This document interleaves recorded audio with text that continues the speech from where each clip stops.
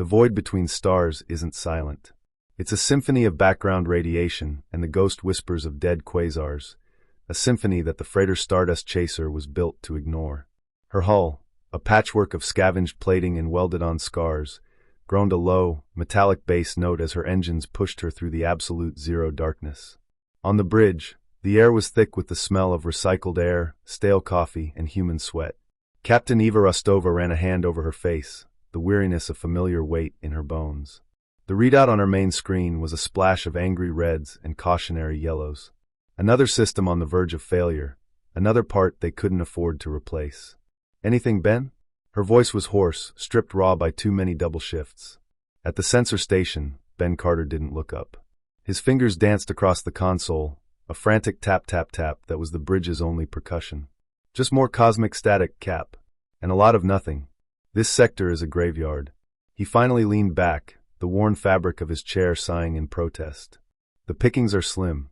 If we don't find a decent salvage claim soon. He didn't need to finish. They all knew. The Chaser was one missed paycheck away from becoming a permanent resident of the void she navigated. They were a crew of the desperate, the stubborn, and the fiercely independent, clinging to the ragged edge of known space. It was their pilot, a sharp-eyed woman named Reyes, who spotted the anomaly. Got a flicker. Off the port bow. 200,000 clicks. A blip on the edge of their sensor range, a ghost of a signal. It's a buoy. Galcom designation. A spark of hope, quickly tempered. A Galactic Commission data buoy was either a treasure trove of navigational data and market prices, or a useless piece of bureaucratic junk. "Bring us in, Reyes." Gently. Let's not scare it. The retrieval was a ballet of practiced poverty. The Chaser's clamps closed around the buoy, with a tooth-rattling clang that spoke of worn hydraulics. They hauled it into the cramped cargo bay, a sleek, obsidian cylinder covered in the intricate, coldly logical script of the Xylosians, the galaxy's administrators. It was pristine, undamaged, which meant its data was likely intact. "Boot it up," Eva ordered, standing over the engineering station with her arms crossed, a silent statue of anticipation. The screen flickered to life, displaying the official Galcom seal. A menu of data packets appeared. Standard astrometric updates, commodity reports, and one flagged as a priority galactic bulletin. Ben opened it. "The Galactic Occupational Census," he read, his brow furrowing. "Subcategory, Unsurvivable Occupations List." He scrolled. There are 147 of them. The list was a brutal, clinical document. Each entry was a death sentence written in sterile statistics. Asterisk Nexus Warden. Mortality rate, 98.7%. Cause, gravitational shearing, temporal psychosis. Species unsuitable, all, asterisk Soul Anchor Attendant. Mortality rate, 99.9%. Cause, empathic feedback cascade. Species unsuitable, all, asterisk Lava Geologist, Class 9. Mortality rate, 97.2%. Cause, volcanic instability, atmospheric toxicity. Species unsuitable, all, asterisk. One after another. Jobs that broke mighty brutes, drove empathic Telosians mad, or simply vaporized the bodies of those who tried. The crew gathered around the screen, their faces illuminated by the grim glow. A somber silence fell. This was the galaxy's final word on the limits of life. This was the hard, cold edge of reality, and it was sharp enough to kill anyone who touched it. "It's a list of how to die," Reyes whispered, her voice hushed with a kind of horrified reverence. Eva said nothing. She just stared, her jaw a hard line. This was the universe they lived in. Efficient, logical, utterly merciless. It identified problems and categorized them as unsolvable. It saw a wall and declared it unclimbable. Ben, ever the pragmatist, broke the silence. "There's an appendix. Species application data." He clicked on it. "Let's see what kind of lunatics actually apply for this."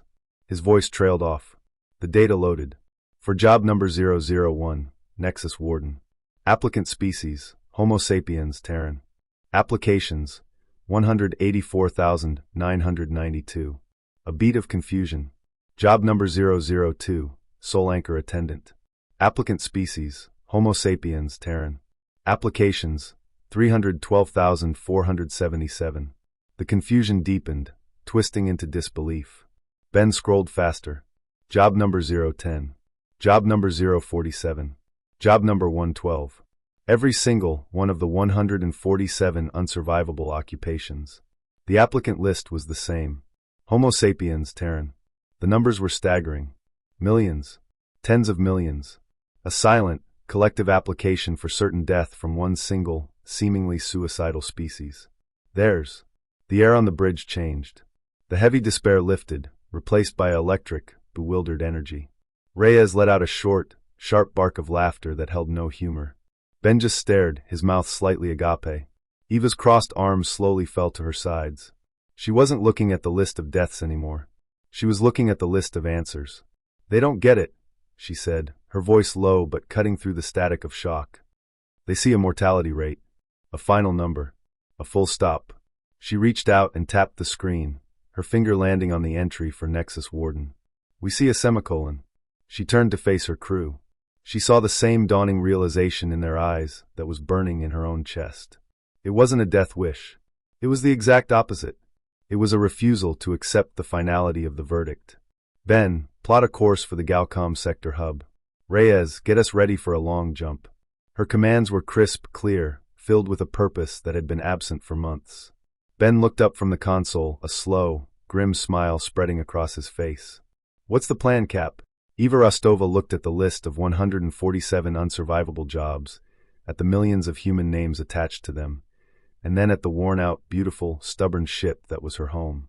Her voice was steady, devoid of boastfulness, filled only with the simple, terrifying weight of a truth the galaxy had forgotten. We're applying, she said. The Galcom sector hub wasn't a place, it was a statement. A sprawling, polished metropolis of alloy and light floating in the void, it hummed with the quiet, efficient power of 1,000 advanced species. To the crew of the Stardust Chaser, it felt like walking into a bank wearing rags. Their ship, docked in a lower-tier bay, looked like a stray dog that had wandered into a genetics lab. The air here didn't smell like sweat and ozone. It was sterile, filtered to the point of tasting like nothing. They were led to a vast, circular chamber, the Office of Occupational Placement. Senior Administrator Clark awaited them. He was a Xylosian, a being of delicate, chitinous limbs and multifaceted eyes that reflected 1,000 tiny images of the scruffy humans before him. His movements were precise, economical, devoid of wasted energy. A data slate was set perfectly perpendicular to the edge of his desk. Captain Rostova, his voice was a dry rustle, translated through their comm pins. Your application for the Nexus Warden position has been flagged, as have 1.3 million other Terran applications this cycle. This constitutes a statistical anomaly requiring clarification. Is this a protest? A malfunction in your planetary datanet? Eva stood firm, her boots seeming too heavy for the gleaming floor. It's an application, Administrator. We need the work. Clark's antennae twitched in a gesture the Universal Translator tagged as incredulous frustration. The work, he repeated. He tapped his slate, and a holographic schematic of the Nexus filled the space between them. It was a knot of tortured space-time, a cancerous star of purple and black. The Nexus is a Class 12 gravitational anomaly. It does not have weather, it has moods. A calm period exerts 15 gs. A surge can exceed 400. It does not have a surface, it has an event horizon. The post exists to monitor its expansion. The average survival time for a warden is 72 hours. The record is 11 days, held by a Grattac brute who now communicates only in screams. You believe you are suitable for this? Ben, unable to help himself, leaned forward. What's the power source for the monitoring station? Is it hardwired or does it have its own core? Clark went perfectly still. The question was so irrelevant to the core issue of imminent death, it seemed to short-circuit his processing. It has a localized singularity core. For stability. Why? Just thinking about redundancy, Ben murmured, his engineer's mind already poking at the problem, ignoring the how of dying for the how of operating. Eva stepped in. We understand the risks. We're still applying. This is not a matter of risk. It is a matter of certainty. Clark decided a different tactic was required. A demonstration. He emitted a soft, chiming signal. A moment later, a side door hissed open. The being that shuffled in was a Grattac. 8 feet tall, with muscles that looked carved from asteroid rock. Its skin was a mosaic of scars and grafted metal plates. This was a species that could bend titanium with its bare hands. But this individual moved like its bones were glass. Its eyes, large and liquid, were hollow pits. It was the former record holder. Clara's voice was almost gentle. Warden Krog, please describe the nexus to these applicants. Krog didn't look at them. He stared at a point on the wall, his voice a low, grinding whisper that seemed to drain the light from the room. It sings, he rasped. A song that pulls you apart. The quiet is a lie. The gravity, it doesn't push. It reaches inside. It finds the cracks in your mind and pulls. I heard my own skeleton whispering to the void. A tremor ran through his massive frame. The silence between the surges, that is when it truly eats you. The human crew was silent. Reyes had gone pale. Ben's playful technical curiosity had vanished, replaced by a sober, deep respect. This was no longer data on a screen. This was the living, breathing cost. Clara watched them, expecting to see the final, sensible flicker of fear. The withdrawal of the application. Eva took a step toward the broken giant, not in pity, but in solidarity. She looked up at his haunted face. Thank you for the warning, she said, her voice low and sincere. It will help us prepare. Ben, his eyes fixed on the Grattak's heavily modified exosuit, saw something. A design flaw born of brute force. Your suit's power core, he said, his voice cutting the tense silence. It's centralized in the chest. The grav shearing, it would focus there, wouldn't it? Create a single point of failure. What if the core was decentralized? A distributed network across the limbs and torso? The surge would have no single heart to target. Krog's hollow eyes slowly focused on Ben. There was no understanding in them, only a deeper confusion. He had spoken of the screaming silence of the cosmos, and this creature was talking about battery placement. Klar felt his internal equilibrium shatter. This was not following the script. The Terrans had been presented with irrefutable evidence of their unsuitability. They had been confronted by a living ghost of the job's consequence. The correct response was terror, resignation, a retraction of their foolish request. Instead, they offered gratitude and engineering suggestions. It was illogical. It was chaotic.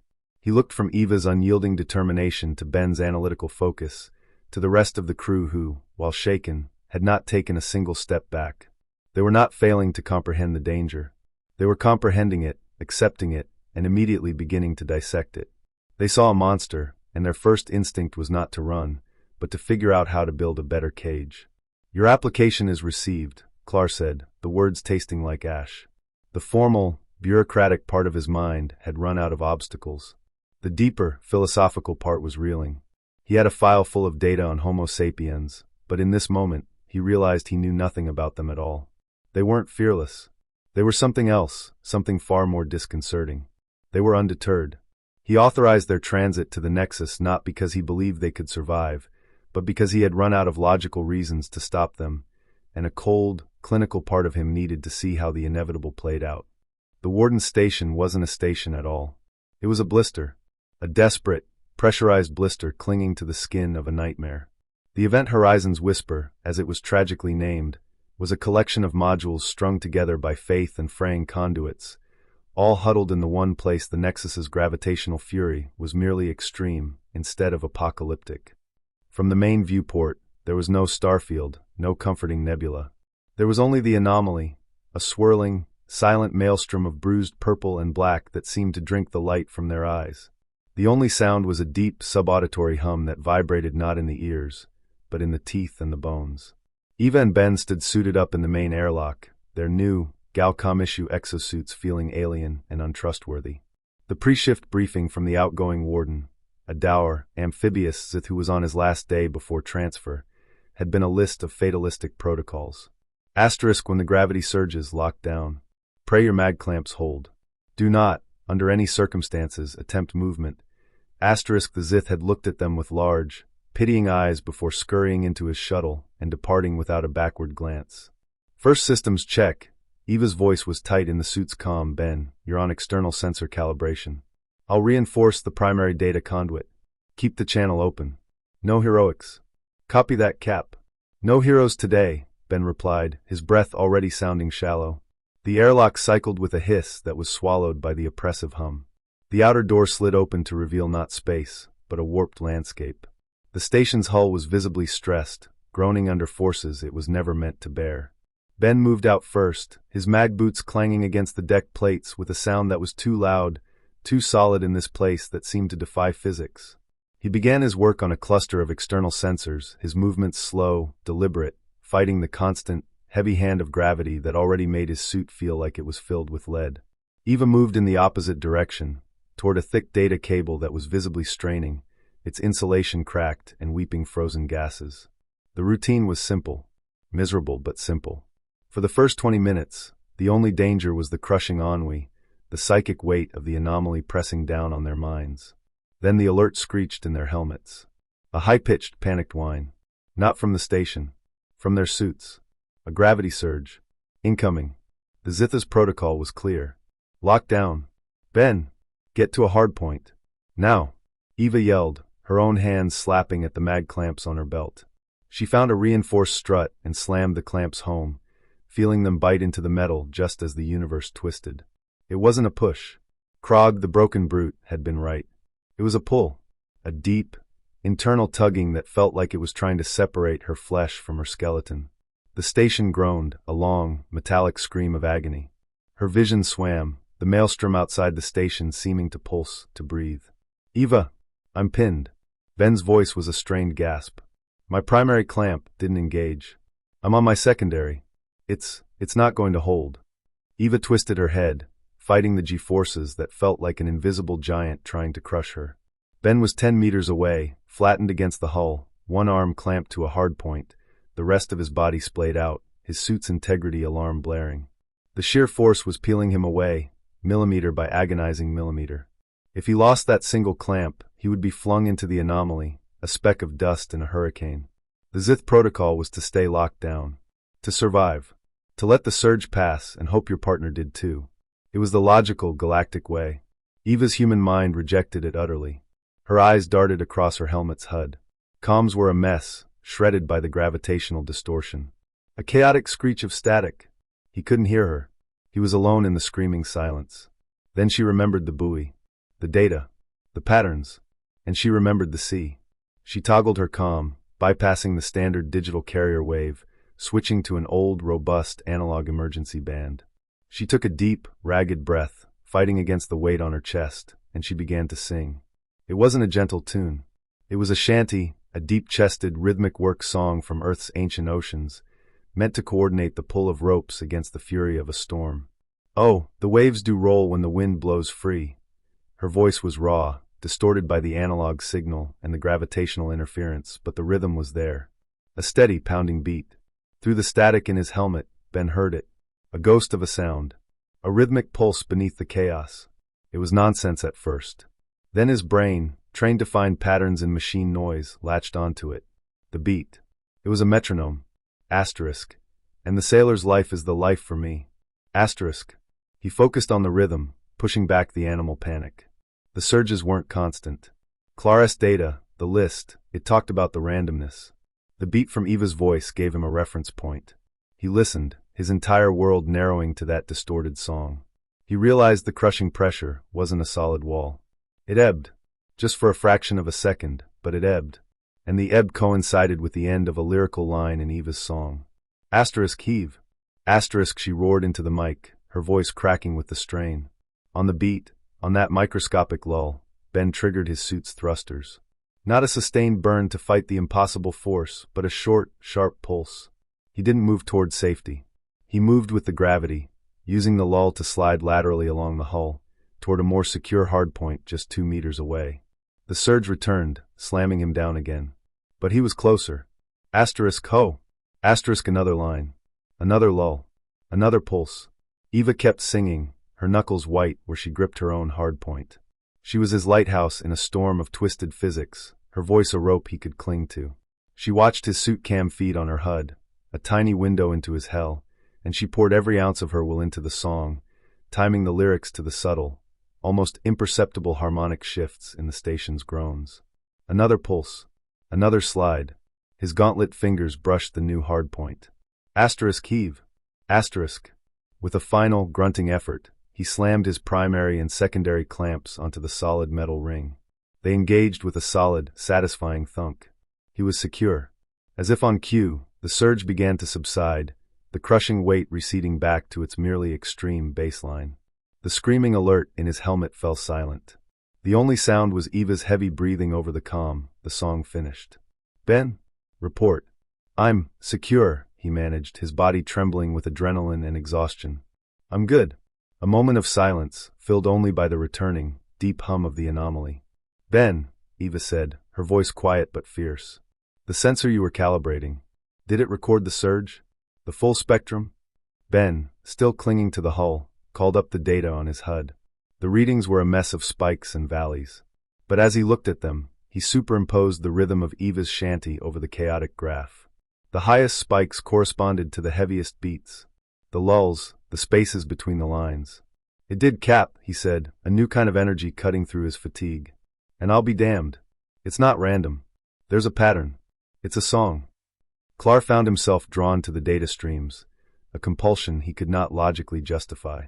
The humans at the Nexus were an anomaly, a violent, physical paradox. But they were only one entry on the list. There were others. He pulled up the file for job number 002, Soul Anchor Attendant. Mortality rate, 99.9%. Cause, empathic feedback cascade. The applicants were, of course, human. He needed a different data point. He needed to see how they faced an enemy that could not be outsmarted with rhythm or engineering, an enemy that attacked not the body, but the very core of a being. The facility was called Serenity Point. It was a lie. The air in the observation chamber was thick, heavy with a grief so palpable it felt like a physical dampness. Through the one-way transparisteel, Clark watched Dr. Eris Thorne at work. The patient was a Telosian, a species of profound, interconnected empathy. In health, they were beautiful ethereal. In death, they were cataclysmic. This one, named Elvar, was deep in its transition. Its long, slender form was racked with tremors, and with each spasm, the very air in its chamber shimmered. A low-frequency whine, the sound of a soul unraveling, grated against Clark's senses. The standard procedure, developed by the galaxy's finest psychologists, was to isolate and shield. The attendant would be in a separate, heavily insulated room, offering verbal guidance and pharmacological comfort from a distance. To get closer was to invite the psychic feedback, a torrent of the dying being's fear, pain, and existential terror that would overload another empathic mind, burning out neural pathways in a cascade of shared agony. It was why the job was unsurvivable. No shield was perfect. Eventually the death got in. Eris Thorne was not in a separate room. He stood next to the Telosian's resting platform. He wore no helmet, no visible shielding. His face was pale, beaded with sweat, his jaw clenched tight. But his hands, bare human hands, were gently placed on Elvar's trembling appendage. "Elvar," his voice was a soft, steady anchor in the psychic storm. "I am here. You are not alone." A visible wave of distortion erupted from the Telosian. The lights in the chamber flickered. Clark, an empath himself though of a much weaker strain, flinched back from the window, a phantom pain lancing through his head. He could feel the edges of it, the bottomless fear, the crushing loneliness of a consciousness facing its own dissolution. He expected Thorne to recoil, to scream, to fall. The human did not. He swayed on his feet, his eyes squeezing shut for a moment, but his hands did not leave Elvar. "I feel it," Eris said, his voice strained but unwavering. "The fear. It's a vast ocean, Elvar. But you are not drowning. You are the ocean. You are every memory, every joy." The Telosian let out a wail that was both sound and pure, undiluted emotion. A crack appeared in the wall of the chamber. Clark watched, horrified and mesmerized. Thorne was not blocking the emotion. He was accepting it, channeling it. "Do you remember the light of your home star on the crystal fields?" Eris continued, his voice a lifeline. "The scent of the liana blooms after the rain? Your clutched siblings' laughter? Hold on to that. Not the end. The middle. The beautiful long middle." He was painting a picture with his words, a tapestry of a life lived. He was taking the chaotic, destructive energy of the death throes and giving it a shape, a context. He was weaving the Telosian's own memories into a shield. Clark realized with dawning awe that the human wasn't fighting the feedback. He was feeling it. All of it. He was grieving with Elvar. The storm intensified. The whine rose to a deafening psychic shriek. Eris cried out, a tear tracing a clean path through the sweat on his cheek. He leaned in closer, his forehead nearly touching the Telosian. "Let it go," he whispered, the words of benediction. "You are loved. You are remembered. You are complete." And then, the most incredible thing happened. The chaotic psychic distortion began to coalesce. The fear and pain didn't vanish, they transformed. They flowed into the memories Eris was reflecting back, becoming part of the story. The terror softened into poignancy, the loneliness into a bittersweet farewell. The shimmering in the air softened to a gentle glow. The wailing subsided into a sigh. Elvar's form relaxed, the tremors ceasing.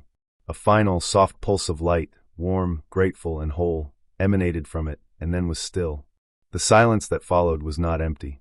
It was profound, peaceful. Eris Thorne slumped, catching himself on the platform. He was trembling violently, his breath coming in ragged gasps. He had not escaped unscathed. Clark could see the fresh lines of pain etched on his face, the shadow in his eyes of a sorrow that was not his own, but was now carried by him. Clark entered the chamber. The air was electric, charged with the aftermath of the catharsis. He looked at the human, who was now slowly, tenderly, arranging Elvar's limbs into a posture of rest. "Dr. Thorne," Clark began, his usual bureaucratic tone utterly failing him. "The empathic feedback, my people, we would be. How are you functional?" Eris looked up. His eyes were old, holding universes of borrowed grief. He didn't speak for a long moment, simply letting the weight of the question hang in the air. "Administrator Clark," he said, his voice hoarse. "You have a category error. You call what happens here an empathic feedback cascade. You see it as a psychic weapon, a fatal disease." He stood up straight, wiping his face with a sleeve, his gaze steady on the Xylosion. "We don't see it that way. We call it grief. And you don't survive grief." He looked back at the peaceful form of Elvar. "You don't defeat it, or block it, or hide from it. You carry it. You accept its weight as the price of having cared. It becomes a part of you." He tapped his own chest. "We carry them with us. It's how we honor them. It's how we say that their life mattered enough to hurt for." Clark stood frozen, his logical mind trying and failing to process this. Survival was the paramount goal of all life forms. To intentionally absorb a lethal psychic force, to willingly take a mortal wound to the soul and call it honor, it was illogical. It was insane. It was the most powerful act of sentience he had ever witnessed. The humans at the Nexus defied death by fighting it with rhythm and tools. This human, Eris Thorne, defied it by simply refusing to let a soul die alone and afraid. He had taken the galaxy's definition of an unsurvivable occupation and redefined it not as a challenge to be beaten, but as a duty to be born. And in that moment, Clark understood that humanity's strength was not a monolith. It was a terrifying, multifaceted gem. One face was unbreakable defiance. The other was boundless, sacrificial compassion. And he had no idea which was more frightening. The data stream on Clark's terminal was no longer a simple list of names and mortality rates. It had become a living tapestry, a real-time chronicle of a quiet revolution. He watched, his multifaceted eyes reflecting 1,000 tiny screens, each one a window into a different kind of hell where humans were not just surviving, but changing the rules. On a planet designated Xylos, 7b, a volcanic geologist was supposed to monitor the unstable crust from a distant, fortified bunker. The job was unsurvivable because the planet's core was a chaotic mess, spewing forth superheated plasma in seemingly random eruptions. The previous record holder, a silicon-based life form immune to heat, had been buried under a kilometer of suddenly formed obsidian. The human geologist, a woman named Anya with laugh lines around her eyes, had not stayed in her bunker. Her suit's telemetry showed her moving, actively traversing the hellscape. Clark watched as a new vent tore open beside her, lava fountaining into the toxic sky. Protocol dictated retreat. Anya fired a canister from a launcher on her shoulder. It wasn't a sensor probe. It was a shaped chemical charge. It slammed into the leading edge of the lava flow, and the molten rock instantly cooled and hardened, diverting the river away from her primary sensor array. She wasn't just observing the chaos. She was performing crude, violent geosurgery. She was negotiating with the planet.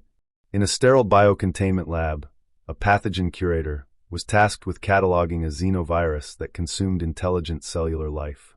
The mortality rate was 100%. The virus was airborne, adaptable, and breached all known containment fields. The last curator, a fully robotic unit, had its logic cores corrupted by the virus's strange, quasi-biological code. The human curator, Dr. Reed, had let the virus into a sealed section of the lab, along with a dozen other lethal samples. Clark accessed his log. Asterisk hypothesis. The XB-12 strain demonstrates predatory behavior towards simpler pathogens. Introducing sample gamma-7 to observe interspecies competition. Asterisk, he wasn't trying to contain the uncontainable. He was playing them against each other, fostering a microscopic war where the most dangerous predator in the room was the human directing the battle. But the most profound shift was happening at the Nexus. Eva and Ben's initial survival had sent a ripple through the nascent human survival network. Their discovery of the gravitational rhythm wasn't hoarded as a secret advantage. It was broadcast on an open, encrypted human channel. Clark tapped into the feed. It was a chaotic, beautiful mess. Asterisk. Ben, your data on surge harmonics is solid, but have you correlated it with the local chronoton decay? I'm seeing a pattern here on the time dilation observatory. The surges aren't just spatial, they're temporal. Asterisk. Asterisk. Reyes here, listen up Nexus crews.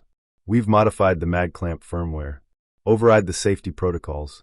It gives you a half-second faster engagement. That's a lifetime in a surge. Patch file is attached. Asterisk. Asterisk. This is Anya on Xylos 7B.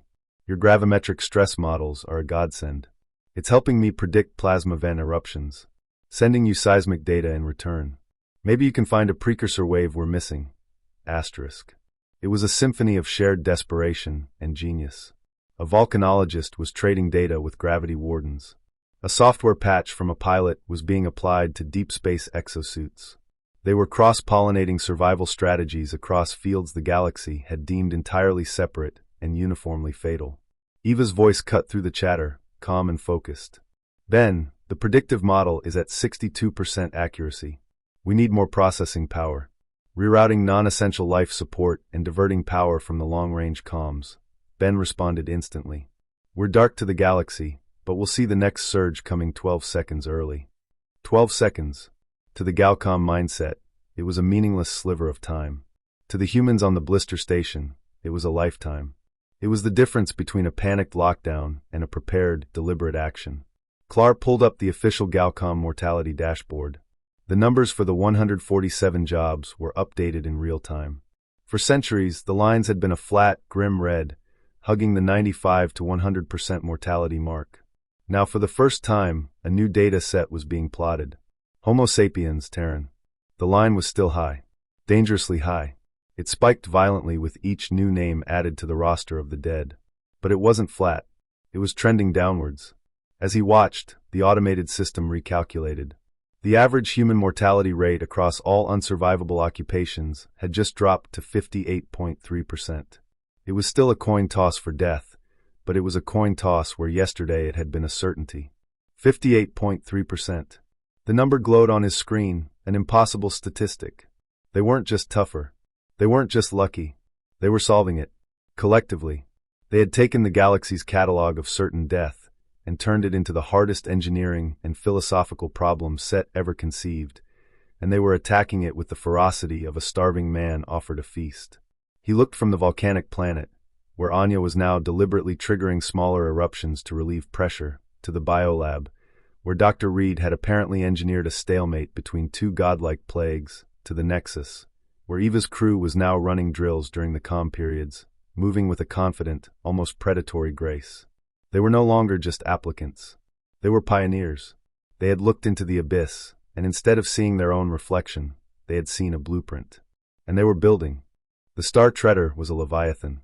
A Galcom superfreighter, a city of alloy and light 5 kilometers from stem to stern, housing 10,000 souls from a dozen species in its comfortable, simulated environment decks.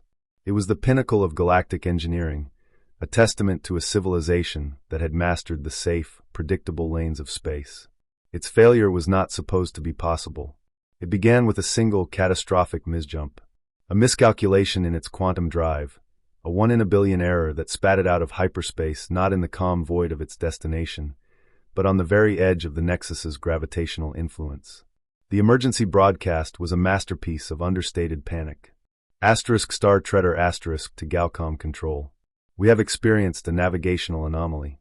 Our primary drive is offline. We are adrift. We are being pulled. On the bridge of the Stardust Chaser, the alert was a silent, flashing Priority 1 icon. Eva saw it, and her blood went cold. It wasn't a distress call from another warden or a salvage crew. It was a civilian vessel. A giant one. Ben, get me a trajectory. Now. Ben's hands flew across the console, his face grim. It's bad, Eva. They're in the outer pull. Their inertia is carrying them in. They have maybe an hour before they cross the threshold into the high-G shear. Their shields will last about 10 seconds once that happens. Across the galaxy, the same alert flashed on 1,000 screens. In the sterile quiet of the Galcom command center, a different kind of panic set in. Admirals and logisticians watched the freighter's slow, inevitable death spiral on their master tactical displays. Protocols were enacted. Rescue ships were scrambled. But every simulation, every calculation came back the same. Red. Failure. The Nexus was a natural fortress. Nothing that went in ever came out. The rescue ships could get close, but to enter the anomaly was to add more wreckage to the graveyard. The Star Treader is a loss, a senior Xylosian admiral stated, his voice heavy with a grim, logical finality. Activate Contingency 7. Quarantine the sector. Prepare grief counselors for the next of kin. The decision was made. It was the only logical one. You could not fight a force of nature. But logic was a local custom. On the Chaser, Eva opened a channel. It wasn't to Galcom. It was to the Human Survival Network. The encrypted, chaotic channel where humans whispered secrets about how to cheat death. Network, this is Rostova at the Nexus. You all see the Star Treader? The response was immediate, a cascade of voices from 100 different hells. Asterisk, we see it, Eva. It's a slaughter. Asterisk, Anya, from her volcanic hellscape. Asterisk, their structural integrity won't handle the first surge. They'll come apart like wet paper. Asterisk, a structural engineer from a deep-pressure mining operation. My gods, all those people. A hushed whisper from a Soul Anchor facility. Eva's voice was like cut diamond, sharp and clear. Galcom has written them off. They're following protocol. A beat of silence on the channel. They all knew what that meant. Then Ben, staring at his own navigational plot, spoke up. I've run the numbers a dozen times. There's no standard approach. No ship we have can get in, track them, and get out against that pull. It's not about tractors, Eva said, her eyes fixed on the view screen, on the tiny, bright speck that was the doomed freighter. Tractors are a crutch. They're for pulling. This isn't a pull. It's a current. On the command channel, Clar listened, his heart a frantic drum in his slender chest. He was patched in, a silent observer to both the Galcom surrender and the human network's awakening. He heard the Admiral's final, funereal order. And then he heard Eva Rostova's voice, cutting through the static of despair. Network, listen up. We're not using tractors. We're forming a chain. The concept was so primitive, so absurd, it took a moment for Clar to process it. Asterisk, a chain? Asterisk, Anya's voice was incredulous. A physical tether, Eva confirmed. The Chaser will be the anchor. We'll get as close as we can latch on. Every other ship that can get here, you latch on to us. We create a daisy chain of ships, a single massive mass. We use all our combined thrust, not to pull the treader out, but to hold it steady. To change its vector from a death spiral to a slingshot. We use the Nexus's own gravity to whip it back out. The channel erupted. Asterisk, that's insane. The stress on the hulls, asterisk. The G-forces will pancake us. Asterisk. One break in the chain and we all die. Asterisk. It's that, Eva said, her voice dropping, becoming deadly serious. Or we listen to the Admiral and watch 10,000 people get turned into paste because it was the logical thing to do.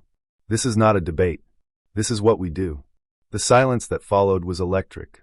Then, one by one, the affirmatives came in. Asterisk, the Iron Resolve is en route. Will be link number 2. Asterisk. Wayland's Hope asterisk is burning hard. We're in. Asterisk. Asterisk, the Kobayashi Maru. Hell, with a name like that, we have to. We're in. Asterisk.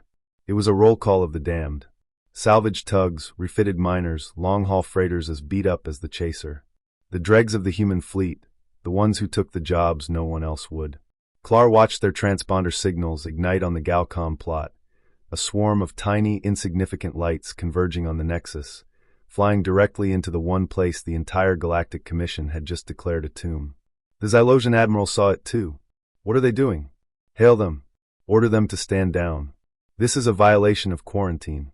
Eva's voice came over the general command frequency, clear and calm, a declaration of war against inevitability itself. Galcom Command, this is Captain Rostova of the Stardust Chaser. We acknowledge your quarantine. We are choosing to ignore it. We understand the Nexus. Stand by. We are going in. The line went dead. On the bridge of the Chaser, Eva turned to her crew. Ben, Reyes, all of them.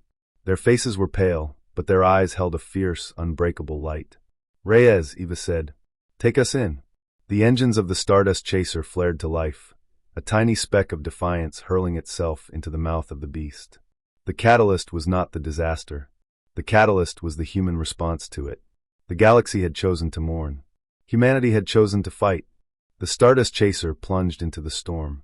The shift was immediate and violent. The deep, background hum of the Nexus became a physical roar, a sound that felt like it was scraping the paint from the hull. The view screen was a dizzying swirl of distorted light, the Star Treader's massive silhouette flickering in and out of existence like a ghost ship. Alarms blared a constant, overlapping cacophony. Hull stress, gravitational shear, power fluctuations. 20 seconds to tether range. Reyes yelled, her hands a blur on the controls, fighting the bucking console as if wrestling a live animal. The pull is already 20% over the Chaser's max rating. Just get us there. Eva braced herself in her command chair, her knuckles white. "Ben, status of the chain?" "The iron resolve is locked on our stern. Wayland's Hope is 5 seconds behind them. We have 6 ships confirmed in the chain, 2 more inbound." Outside, the chaotic ballet began. The iron resolve, a bulky salvage tug, slammed its magnetic grapples into the Chaser's reinforced stern with a deafening clang that reverberated through the entire ship. A moment later, the Wayland's Hope latched onto the resolve. One by one, a daisy chain of ragged human vessels formed, a threat of defiance against the cosmic hurricane. "Tether range. Firing now." Ben launched the primary harpoon, a massive tungsten carbide spear, trailing a monofilament cable stronger than diamond. It shot through the chaos and slammed into the Star Treader's main airlock housing. "Connection is secure. The chain is live." The moment the cable went taut, the Stardust Chaser groaned in agony. It was a sound of tearing metal and screaming infrastructure. The entire ship shuddered, dropping Eva to one knee. Warning lights flashed from red to a critical, pulsing white. "We're the fulcrum," Ben shouted over the din. "All the stress is coming through us. The primary structural beam is buckling." On the Galcom command channel, the silence was absolute. They watched the sensor data, the terrifying stress readings spiking into the red across every ship in the human chain. It was a suicide pact. It was impossible. "Eva, the Chaser won't hold." Ben's voice was strained. "The beam is going to snap." Eva's mind raced. They couldn't reinforce it from the inside. There was no time. They needed an external brace. A splint. "I'm going out." Ben's head snapped around. "What? You can't. The G-forces out there will turn you to jam." "The song, Ben," she yelled, already moving toward the airlock, grabbing a repair kit. "The surges. I know the rhythm. I can time it. I just need 30 seconds on the hull to slap a reinforcement patch on that beam." It was madness. It was the only way. In the airlock, the sound was even worse. The suit's external mics were overloaded, creating a wall of distorted noise. Eva closed her eyes, filtering it out, listening for the underlying rhythm she and Ben had discovered. She found it, the deep, pounding bass note of the anomaly's heart, the ebb and flow of its fury. She timed her exit to a lull. The outer door hissed open to a vision of hell. Space wasn't black, it was a twisting vortex of light and shadow. The cable connecting them to the Star Treader was vibrating so fast it was a blur, humming a note of imminent failure. She could see the primary structural beam, a massive spine running the length of the Chaser's hull. A long, ugly crack was spreading down its length. She moved, her mag boots fighting for purchase on the shuddering hull. Each step was a battle. A surge began to build. She felt it in the rising pitch of the roar. She stopped, flattened herself against the hull, and clung on as the force tried to pluck her away like a bug. The surge passed. She pushed forward. 5 meters. 3. Another surge warning screamed in her helmet. This one felt bigger. She wouldn't make it back to the airlock. "Ben, I need the song." Inside, Ben understood instantly. He slammed his hand down on the comm, switching to the old analog band. He didn't have Eva's voice, but he had the rhythm in his soul. He began to beat on his console, a hard, steady, pounding rhythm. Asterisk boom. Boom. Boom, asterisk. Through the static in her helmet, Eva heard it. The beat. Her lighthouse. Her metronome. Boom. She took a step. Boom. She reached the cracked beam. The carbon fiber reinforcement patch in her hand was heavy, unwieldy. Boom. She slammed it onto the fracture, activating the quick-set epoxy. It hissed, bonding instantly. The surge hit. It was the largest one yet. It felt like the universe had dropped an anvil on the ship. Eva was thrown from the hull, only her safety tether stopping her from spiraling into the void. She dangled, a puppet on a string, as forces she couldn't comprehend tried to tear her apart.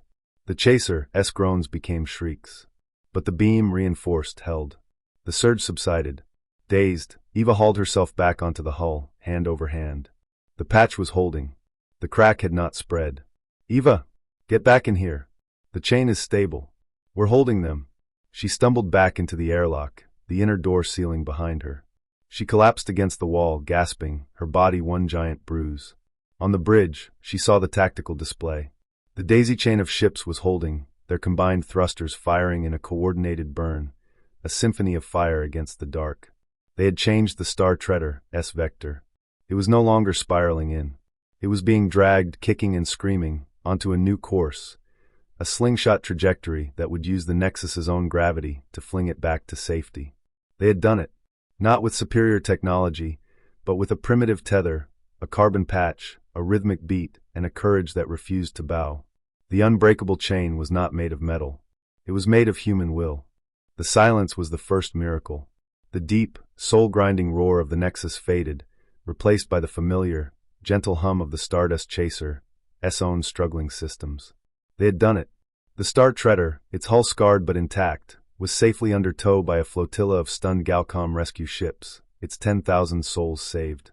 Cheers and sobs of relief echoed across the General Comms channel, a galactic chorus of gratitude. On the bridge of the Chaser, there was no celebration. Only the heavy, exhausted silence of the aftermath. The air stank of ozone and burned wiring. Every console was dark or flickering, running on emergency backups. Reyes slumped over her flight controls, her shoulders shaking with silent, racking tremors. Ben leaned against a shattered terminal, his arm cradled against his chest, his face a mask of pain and grime. Eva pushed herself out of her command chair, her body protesting every movement. She felt 100 years old. "Ben, your arm?" "Dislocated, I think," he grunted, trying to smile and failing. "When you were outside.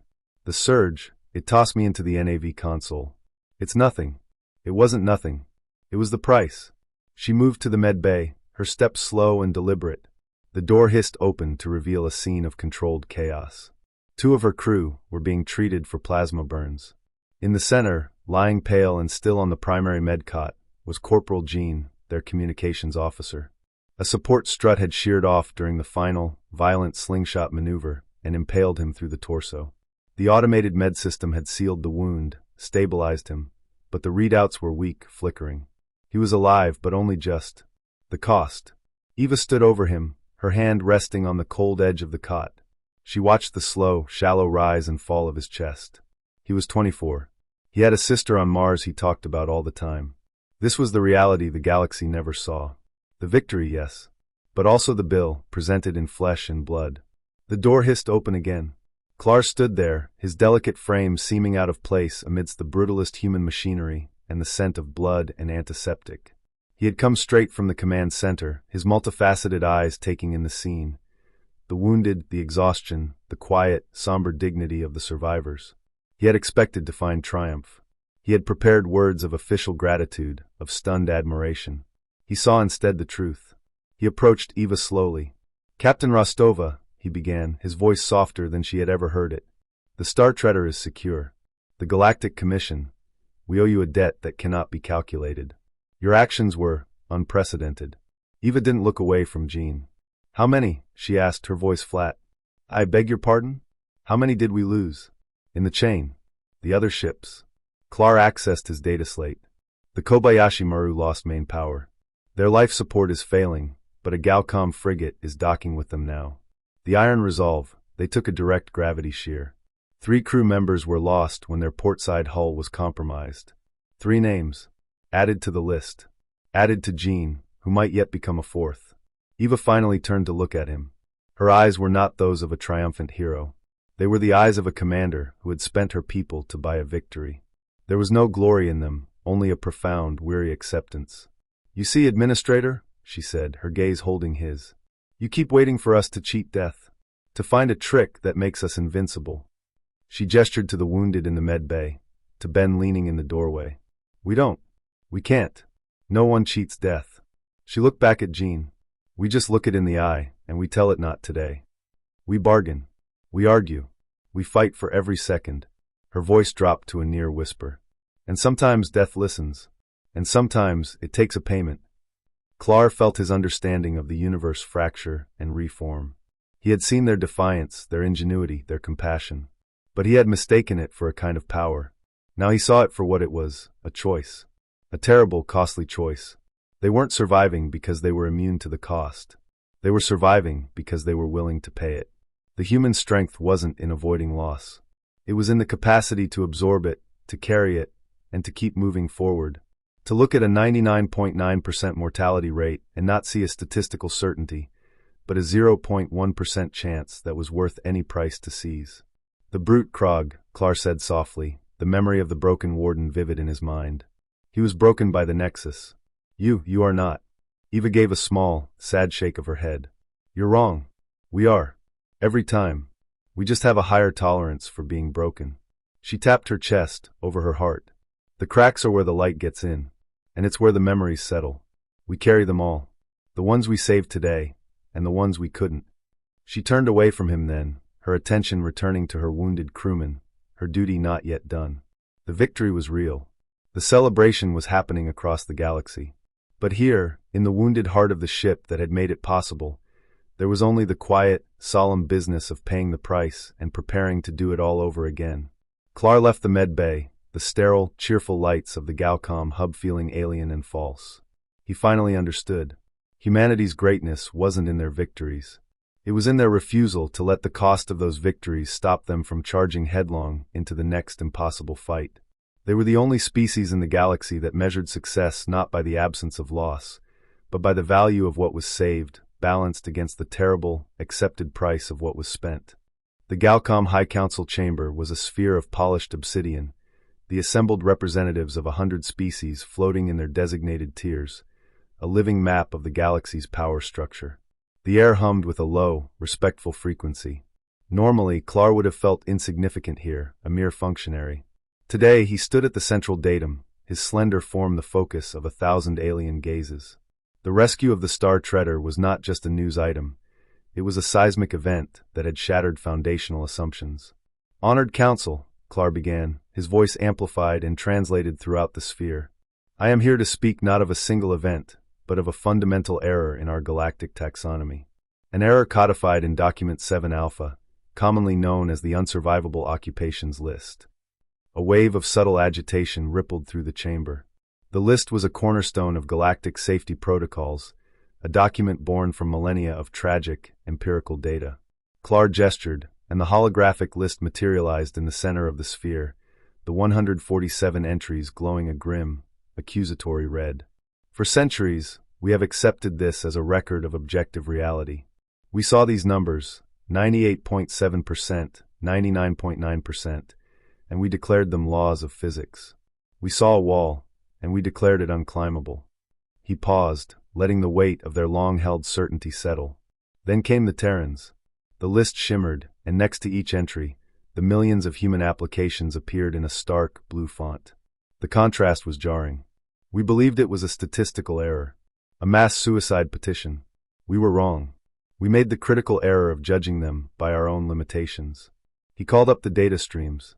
Not just the Star Treader rescue, but everything. He showed them Eris Thorn in the Soul Anchor facility, not blocking the empathic feedback, but guiding it. He showed them Anya on the volcanic world, not hiding from eruptions, but redirecting them. He showed them the fragmented, chaotic chatter of the human survival network, where a volcanologist traded data with a gravity warden. You see defiance. You see courage. These are components, but they are not the core. Clar's voice grew stronger, more passionate. The core is context. Our civilizations evolved in stability. We mastered our worlds and learned to avoid existential threats. Our prime directive became survival through risk mitigation. The hologram changed, showing the familiar Galcom logo, a circle of interlocking, protective rings. The Terrans, Clar continued, evolved on a death world in a death system. Their planet's crust shifts. Their atmosphere rages. Their star tries to kill them with radiation. Extinction was a constant specter. For them, survival was never about avoiding the threat. It was about outlasting it. Their prime directive is not risk mitigation. It is problem solving. The logo morphed, the protective rings breaking and reforming into a spearhead. They do not look at a 99.9% mortality rate and see a warning. They see a 0.1% success rate and ask, what tools do we need to widen that crack? They see a wall, and their first thought is not that it is unclimbable, but that they have not yet built a tall enough ladder, or that they can tunnel under it, or that they can convince someone on the other side to throw them a rope. He displayed the mortality graphs, the flat, red lines of every other species, and the jagged, but unmistakably descending, blue line of humanity. 58%. Then 55. The numbers, updated live from ongoing operations, were now hovering at 52. Their mortality rate is not lower because they are biologically superior. It is lower because they are contextually superior for these specific, extreme challenges. They possess a culture of relentless adaptation, a psychology of defiance, and a morality that values the collective future over individual safety. They are not immune to fear or loss. They simply refuse to be governed by it. The chamber was utterly silent. The logic was irrefutable. It wasn't magic. It wasn't a superpower. It was a different way of being. The unsurvivable occupations list, Clark declared, his voice ringing with finality, is not a measure of the jobs. It is a measure of us. It is a monument to our own limitations. The Terrans have not broken the rules of these jobs. They have demonstrated that our rules were incomplete. With a final command, he altered the central hologram. The title, Unsurvivable Occupations List, dissolved. In its place, new text formed, written in the common galactic script and pointedly in Terran English. Conditionally survivable occupations. Primary success factor, applied human resiliency and collective ingenuity. The 147 entries remained, but the red mortality rates were now annotated with new data. Human survival protocol available. Network solution in development. Mortality reduced by X%. It was more than a name change. It was a philosophical surrender. The galaxy had officially admitted that its definition of impossible was negotiable. The Council, without a single dissenting vote, ratified the change. The bulletin was published across known space. The story of the Star Treader was now inextricably linked to this new, humbling classification.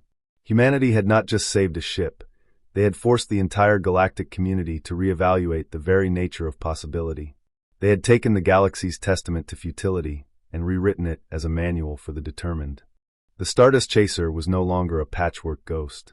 She sat in her dry dock, her scars being healed by teams of both human and Galcom engineers. The work was funded by a grateful galactic commission, a reward that felt less like a payment and more like an investment. Ben's arm was in a regenerative cast, the advanced Xylosian tech knitting the bone in days instead of months. He was already pestering the engineers about upgrading the ship's structural lattice, his near disaster on the hull having given him a dozen new ideas. Reyes ran flight drills on a new, state-of-the-art simulator, a faint, confident smile playing on her lips. The fear was gone, replaced by a hard-won competence. In the med bay, Gene was awake, his sister's face on a view screen, his laughter a sound that meant more than any victory cheer. It was a time of healing, a time of peace. It felt, to Eva Rostova, like the end of a sentence. She stood on the observation deck, looking out at the orderly traffic of the sector hub, the clean, safe lines of a civilization that had just admitted it had been wrong. They had won. They had changed the galaxy, and the quiet was beginning to itch under her skin. The door hissed open. Clark approached, his movements less rigid than she remembered. He carried a new data slate, its surface gleaming. He no longer looked at her with bafflement or clinical curiosity. There was a new emotion in his multifaceted eyes, a deep, profound respect, tinged with something else. Awe, perhaps. Or fear. "Captain," he said, his voice calm. "The refit proceeds ahead of schedule. Your crew's heroism has been formally entered into the galactic record. You are all due for significant commendations." Eva nodded, her eyes still on the stars. "Thank you, Administrator. The crew deserves it." "There is one more thing," Clark said, extending the slate. "This is not an assignment. It is not a request from the Commission. It is a piece of data, a curiosity. I thought you should see it." Eva took the slate. It displayed a deep space survey report, marked with the highest level of classification. The data was sparse, terrifying. It detailed a region of space on the far galactic rim, a place where sensor probes went dark and returned only garbled, impossible readings. The Galcom astrophysicists had given it a name. They called it the Maw. The report was a catalog of cosmic horrors. Spatial tears that didn't heal. Gravitational constants that fluctuated wildly. Entropy seemed to run in reverse in some pockets, and in others, time simply stopped. The leading theory was that it was a remnant of a previous universe, a bubble of dead physics where the laws of reality had given up. The official conclusion, stamped in bold, red letters, was absolute, region impassable. Natural galactic barrier. No further exploration authorized. ***. It was the new list. The final, ultimate unsurvivable occupation. The galaxy's new unclimbable wall. Eva scrolled through the data, her heart rate steady. She saw the impossible gravitational gradients, the psychic static that could shred a mind, the sheer, utter unknowing of it. The rest of the galaxy saw a fortress. A full stop. She looked up from the slate and met Clar's gaze. He was watching her intently, a scientist observing a crucial experiment. He had seen how they reacted to a list of deadly jobs. He needed to see how they would react to the concept of a deadly universe. Eva's eyes didn't widen with fear. They didn't narrow with determination. They simply absorbed the information. She saw the violent, chaotic data, and her mind didn't see a barrier. It saw a question. A very, very interesting question. A slow, determined smile spread across her face. It was not a smile of joy, but of recognition. Of purpose rediscovered. "Looks like a shortcut to me," she said, her voice quiet but clear in the sterile quiet of the observation deck. Clar felt a shiver run through his exoskeleton. He had his answer. The wall was not a wall to them. It was a door, and they had already decided to open it. Eva turned from the viewport, the data slate held loosely in her hand. She walked past Clar, her boots making a solid, confident sound on the deck. She entered the bridge of the Stardust Chaser, where her crew was waiting, their repairs and drills finished. Ben looked up from his console, saw the slate in her hand, and saw the look on her face. He knew that look. It was the same look she'd had when she first read the list. Reyes swiveled in her pilot's chair, her new confidence solidifying into anticipation. Jean, leaning on the doorway of the medbay, gave a weak but genuine grin. Eva stopped in the center of the bridge. She didn't give a speech. She didn't talk about glory or duty or the future of humanity. She simply held up the data slate, her thumb hovering over the image of the chaotic, beautiful, terrifying Maw. She looked at her crew, her family, the unbroken chain. "Shall we?" she asked, her voice as calm as if she were suggesting a course change to a nearby star. "See what's on the other side?" On the observation deck, Clar heard the familiar, powerful whine of the Chaser's engines powering up for a journey that defied all logic. He didn't try to stop them. He simply watched, a silent witness to the inevitable, as the ship that had saved a galaxy turned its nose away from the safety of known space and pointed it toward the dark, the impossible, and the next horizon. The engines flared, and the Stardust Chaser leaped into the void, not as a salvager, not as a warden, but as an explorer. The story was not over. It was just beginning.